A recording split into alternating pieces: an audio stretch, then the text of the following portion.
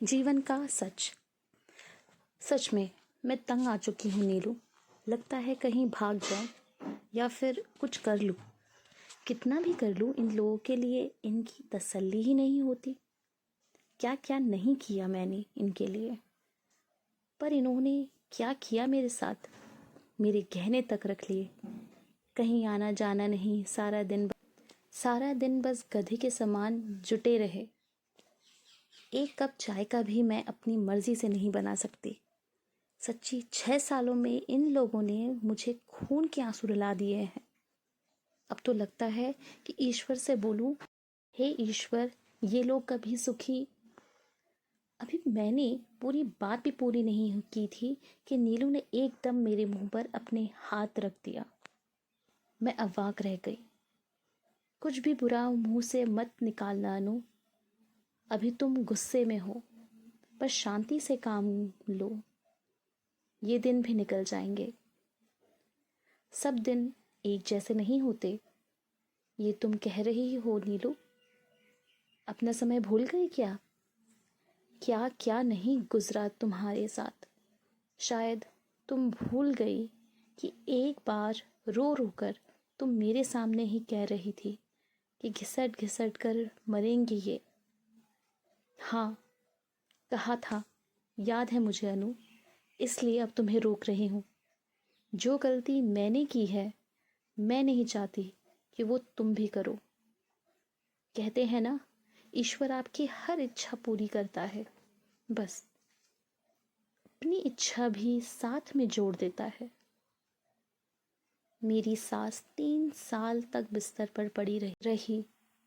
Bed सोर हो गए थे। ऊपर नीचे तक नलियां लगी हुई थी। ना दिन का पता होता, न रात का। बस सांसों के उतार चढ़ाव था। मेरी हर ख्वाहिश पूरी होनी चाहिए। बस इसी भागा दौड़ी में मैं दिन बीत रहे थे। और फिर एक दिन मैं जब बैठी हुई सब बातों का लेखा जोखा कर रही थी कि कहाँ मुझसे क्या गलत हुआ, और बिजली सी कौंधी दिमाग में कि यही सब की कामना की थी मैंने इनके लिए। ईश्वर ने पूरी की, पर कैसे? साथ में मैं भी तो घिसट ही रही हूँ। तब समझ में आया कि ईश्वर से किसी के लिए भी, चाहे वो तुम्हारा दुश्मन ही क्यों ना हो, बद्दुआ मत मांगो। दुख देना सुख देना ऊपर वाले के हाथ में है, तो फिर हम उससे मांग कर अपने लिए क्यों कांटे बोल देते हैं। इसीलिए तुम्हें भी कह रही हूँ, बस यही बोलो, ईश्वर जो तुम्हें मंजूर हो, जो सबके लिए अच्छा हो, वही कर। कहते हुए नीलू रोने लगी और मैं किम कर्तव्य विमूढ़ हो गई। कानों में नीलू की आवाज़ गूंज रही थी कि किसी के लिए भी बद्दुआ मत मांगो।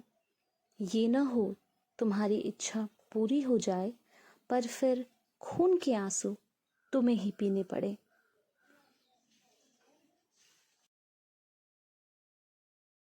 आशा करते हैं दोस्तों आपको यह आज की कहानी अच्छी लगी होगी और आपको इस कहानी से कुछ सीखने को मिला होगा। यदि आपको हमारी आज की कहानी अच्छी लगी है तो हमारे इस चैनल स्टोरीज विद शारदा को लाइक, शेयर और सब्सक्राइब करके हमें मोटिवेट करें। हम भविष्य में भी आपके लिए इसी तरह की कहानी लाने का प्रयास करते रहेंगे। धन्यवाद।